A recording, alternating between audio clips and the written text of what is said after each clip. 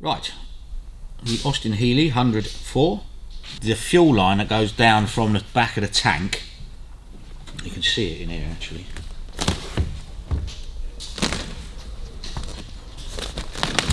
So the inlet is on the other side and it goes back into the fuel tank, which is in the boot. So that picks it up, pumps the fuel through that filter, but there was a metal line from the filter down to the bottom of the chassis and running along the chassis to the front of the car. Okay. That was bent so badly it was kinked, causing a restriction in the fuel flow, and also I believe it was cracked, which was letting air in all the time. They won't let fuel out, but they'll let air in. They're strange. Yeah. And also all of the pipes from there to the 5/16 pipe were made out of 1/4 inch, which once it's under pressure it shouldn't really matter, but it's always best to have a permanent constant fuel supply under the same size line. Yeah. Same as the front. This pipe here was in the pile of bits we got, which is an Austin Healey spare. It doesn't fit particularly well, but the other one from down there along the chassis leg, again from down to the bottom of the chassis leg up to here, it was 1/4 inch. So that's all been replaced with 5/16 pipe all the way through now. Okay. So I maintain a permanent fuel pressure as such. I think it's not pressure so much, it's flow. Yeah. Because he was saying when it gets hot and it's been driven for a while, it just peters out. But considering the state the carburetors were in and the air leaks on the fuel line and stuff, it's probably what was doing it. Same as the Lincoln when we did that. Yeah. So I've rebuilt the carburetors, all the bushes in the spindles, reset the throttle pedal so all that works.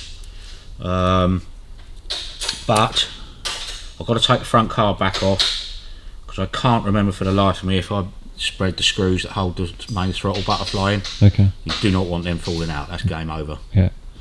So I've got to pop that back off and have a look, which is only 2 bolts realistically to take the fuel line off, because there's no fuel in it or anything at the moment. They're not full up. I've only put oil in the dash pots.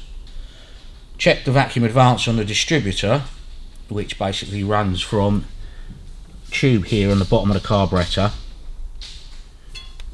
and it was a metal tube going across. I've got a new plastic one that was completely blocked, the metal tube, so you weren't getting any time in advance from retard. Okay. Then check the canister on the distributor. So vacuum goes into there. As you pull it, as the vacuum pulls it,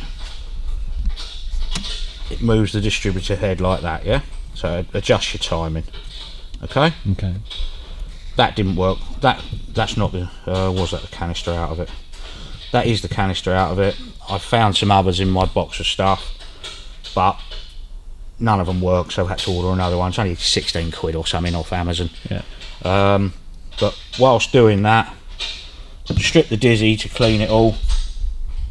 Lot of up and down play in it that way, which is your bushes. So peened it out, reset everything, because the base plate that holds the bob weights, let's have a look at one, hold on. Right, so you have, that is the original one out of that car, so that just sits in there like that, and that holds your points and your condenser.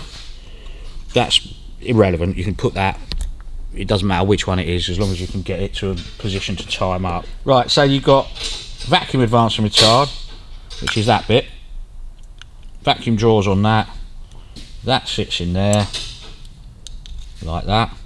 So as your vacuum pulls, it moves your points from the base plate, yeah? Adjusting your timing. Also you have centrifugal timing, which is that, yeah? Okay. So they're just bob weights that are held on, there's a screw in there, bob weights, fry up, centrifugal, boom, yeah? But the base plate that holds that lot in that distributor was all falling apart. Right. So I had to take it all apart, weld that up to make sure it was nice and straight and true. But then you can get these with this arm on them, but they're like 180 quid. Yeah. Whereas the other ones with just the spring loaded mechanism like this, they're 20 quid. Okay. Which is a big difference. All does exactly the same job. So all I've had to do, that's the original, yeah? Yeah. So that one went through there, and you have a little R-clip, goes in there and holds it. But this type of one, let me get a screwdriver.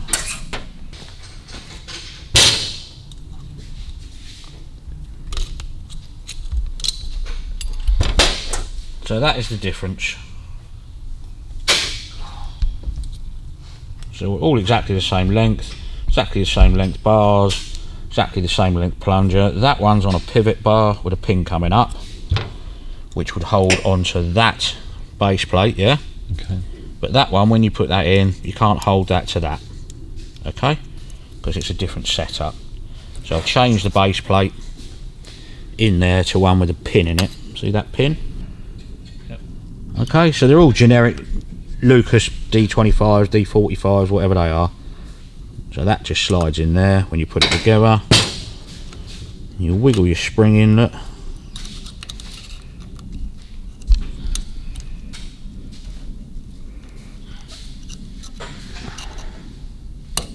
Hook him over that pin, so when your vacuum works, it just pulls it like that, yeah? Okay. But this canister doesn't do anything. Yeah. So it's just not working. We've got a new one of them coming, like I say. I mean, it does move a little bit, this one, but it doesn't hold. You should be able to put your tongue over the end of it and it will hold vacuum. Yeah. So that's not holding. So that's leaking. All it is a rubber diaphragm in there. Sealed over. You can't do anything with them. If they're broken, they're broken. Yeah. So that's game over. So a new one of them coming. As I say, it's a generic. So where I've put that different base plate in it, that goes that way. Condenser mounts roughly the same place, but this has got a set of points down there as opposed to up there. But when you slide your dizzy in, all it means is you set it up on a firing point on one of your 4 lobes on top dead centre number 1. Yeah. And then you just change your plug leads in the top of the cap to the firing order.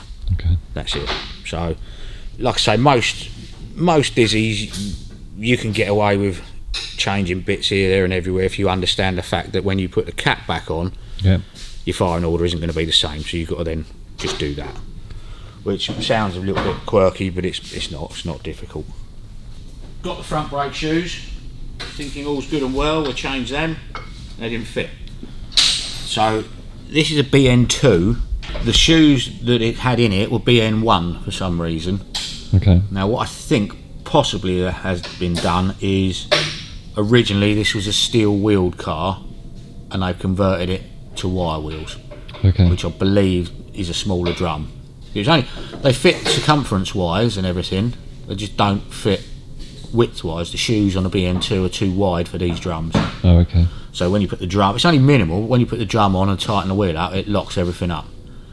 So they've had to go back, typical, more expensive, but nothing we can do about that. It's got to be done, because that was one of the main remits, was the brakes don't work. When you build the carbs, you put your main jets in, and if you look down the top, the main jet slides up and down in another bit of brass. You set them flush with the top, and then you go down a turn and a half on the mixture screws on each carburetor. Yeah. That's your basic setting. There are your 2 idle screws there. That's fast idle, so that's not touching at all, yeah, till it gets to about there on the chokes. So when you pull the choke up, that opens your butterflies that little bit. Yeah. It just gives it some revs when it's on choke. You've got 1/4 inch nuts there, and there. That holds the carburetors in unison with each other. Yeah. So what you do is you undo one, so they're free from each other. Start the car up, get it warm. Then you put your tester on there. Do you remember the tester that I've got? So you stick that on the face of the carburetor, yeah? Like that. Yeah. And the amount of draw it's got raises that piston in there. So wherever you set it to, you can adjust the amount of air drawing in by turning the centre as well. It's called a unison. So you do that. That will then pull up, say you set it at that level on one carburetor. Yeah. Then you put it on the other carburetor. If it's up here, you know you've got to bring it down. If it's down there, you know you've got to bring it up. Oh, I've never seen that before. Haven't you? No. We must have done it on the Jags years ago. Years ago. Years ago, yeah. So all you do is push that on there, regulate it so it's maintaining a constant height on there. You can bend that the way you like to see it, yeah. So that will draw up to there on that one, So you've adjusted your idle, put it on that one, adjust that idle till it's the same. Yeah. Then you lock off, so you're in unison between the two carbs. But ideally, like I say, you want to do it when it's hot, and you want to get your idle speed right, or by playing around with them. Yeah. So that one, set it. If your idle speed's too high, bring your idle speed down, and you can adjust the height of that with that as well. So it's drawing more or less air. Yeah. So get it at your idle speed. You want to say it's 800 RPM. With that one set up nicely. Then you go over to that one and you adjust your heights. If your idle speed goes up, then you turn them both back down. Yeah. Yeah. If your idle speed goes down, you turn them both up. So you want to get your idle right with the two carbs in separate flow. Yeah. Then lock off your 1/4 inch nut there, and that will hold them all in unison. Yeah. So, but you can't get that in there with all the air filters and stuff on there, so you've got to do that first. Yeah. And then they're an absolute pig to get this bolt here in and that bolt there in. So you might have to take the carburetors back off again to put the air filters on, literally. But you know they've been set up, you know, so you're ready to It doesn't change anything taking the carb on and off. Shouldn't do, no, unless you get an air leak around the gaskets, which is not uncommon, but again, it's just one of those things with old carbs, you've got to play around with them. Yeah. They do have a button under here, see this button here? That moves the piston up and down. So you've got your manual piston movement. At that, if you press the button on each carb, it will lift them. You're supposed to lift them by, I think it's something stupid like a 32nd of an inch. And you listen for the tuning of the carb. Go higher in revs, lower in revs. I think what they should do is go up and then stay at a constant revs, and that's when you know the mixture's right. Yeah. But it's a very, very old school way of doing it. So just put your spark plug, your see-through spark plug on the other side. Yeah. When it's Bunsen blue, you know your mixture's about right. Yeah. So do that on the front set of carbs and on the back set of carbs. So you take either number 1 and 4 plug out and do it, or number 2 and 3 out and do it. Yeah. But you'll never get them. If you were going to set your mixtures, you couldn't do the back one and go, right, that's 2.5 turns down, we'll set the front one at 2.5 turns. It don't work like that. Yeah. You'll have a discrepancy in a valve or a valve clearance or something like that. So you're better off doing it with a visual check. Yeah. Which is what you use your colour tune for. Yeah. Reset the tappets, like I said, so that's got to go back on with a new rocker cover gasket. So that one's squished to death, leaking like a good one. So I'll just pop that carb off and check that. It's only for my mind, because I can't remember whether I've done it or not. Which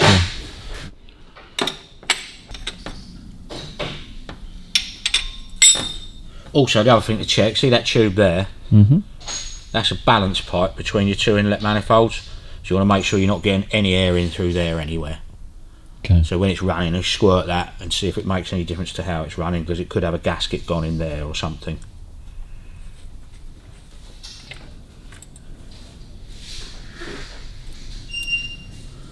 Your filters.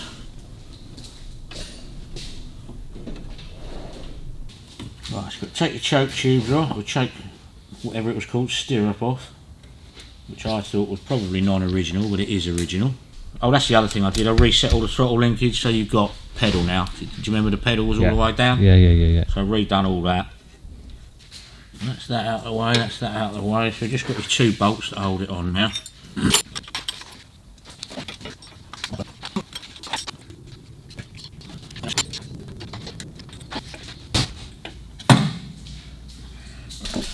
So the carbs have been rebuilt, yeah? Mm-hmm. So you've got all new clevis pins, new main jets, so that's all working lovely. That's your choke mechanism that richens it up. Needles are set, new bushes in the spindles, new butterflies, so everything's as it should be in there.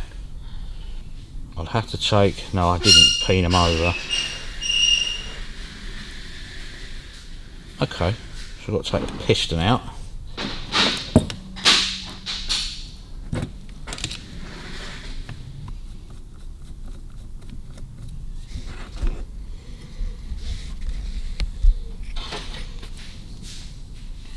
Right, so you can just about see it down there. See those screws there? Okay, now they've got a split in the end. Okay. So you do them up from that side, centering your butterfly, lock those off. Now you don't want them coming out. Okay. Whichever way the wind blows, you do not want them coming out of there. No. So what you do is you just back that off. So you've got your butterfly free. Back that off.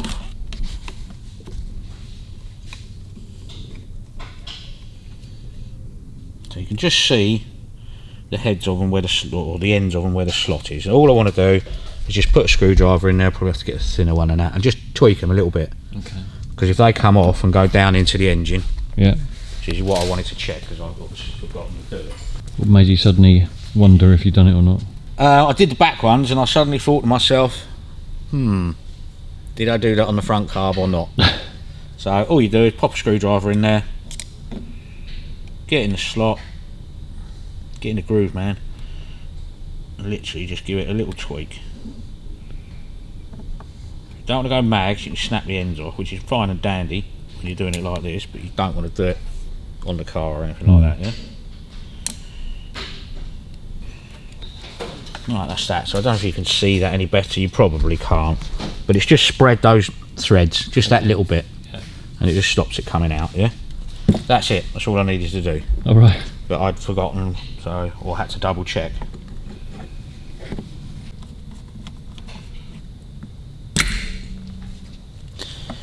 Right, so yes, had new bushes, new butterflies, done your preload on the spring there, like there's no play in those at all now. They were flapping around like sucking air, you know, so all good. So that can go back on now, ready for, I've got to join one bit of fuel line up underneath. I'm waiting for the canister for the Dizzy, then I can fire it all up and get all that running. But until I get the parts, which should all be here today early. You're talking about a filter at the back of the car that needs cleaning out as well? Didn't have one on it. Some had them, some didn't. Okay. Yeah, so I didn't have one. They put an inline filter in. And when you're putting these together, see that bit that looks like a W? So there, what connects the two carburetors, yeah? Yeah. So that will work independently of that. Yeah. Yeah? So these can get bent and chewed up and go all gnarly. So you want to check them before you do anything up tight to make sure that they're all working independent of each other nicely. Yeah. If they ain't, you'll never tune it properly.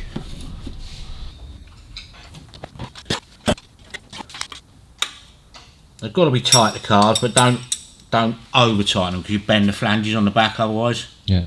So you've done them up, we know they're done up. Nice and free. Nice and free, and you lock those up. Doesn't matter where they are at the moment, I'm just testing it for working properly, you know. Okay, so they're connected now, so you just test it on one. So there's nothing binding there at all, so that's all good. Put the throttle back on. Do you have to check the other carb as well? No, because I've done it.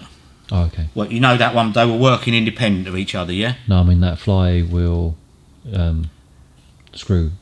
Oh, the butterfly screws? No, I definitely did them on the back one. Okay.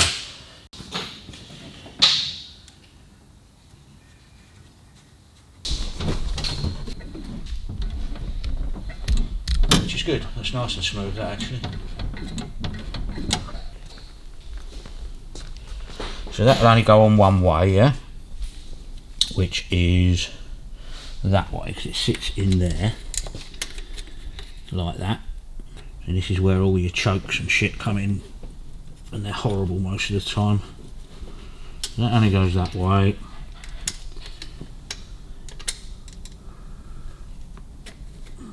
So I mean, you've got to get a bolt in there. That one isn't too bad, but you've got to get a bolt in there. Okay. So you're probably better off taking that float bowl off for the time being. And that looks at that angle, so I wasn't sure which way round this went. Put him in there, which is a silly, awkward thing to do. There you go.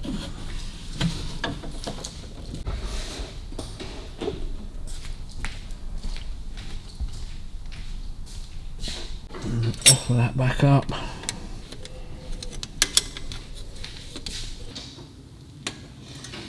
No, so that's that. Just make sure your chokes are working.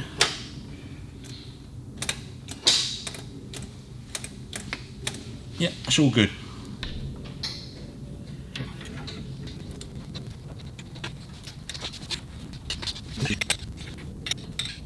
Right, that's that done. That's your choke cable. It drops down through that bracket when we fit it, yeah? Yep. Down through there.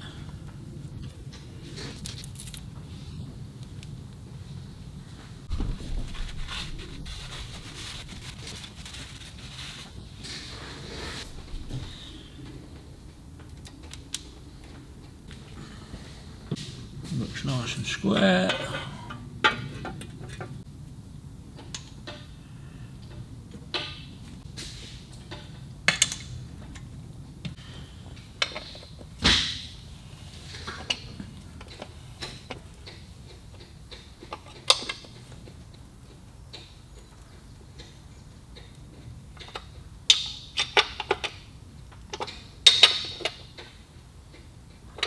Okay, right, they're another thing, you don't ever want to over tighten them. Yeah. You bend the top of the rocker box covering otherwise. Yeah. So just run it up. If it's leaking, sometimes you have to put sealer on them. So that's as far as I can go with that for a minute.